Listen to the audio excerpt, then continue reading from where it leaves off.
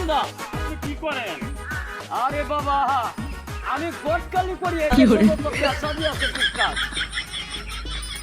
এই বাড়ির ছেড়ে এই বাড়ির ছেলে বিয়া হরাই আমি। আরে তাই নাকি? আরে এমন তো একটা ঘটক বিচ্ছেদ আছে চাচা।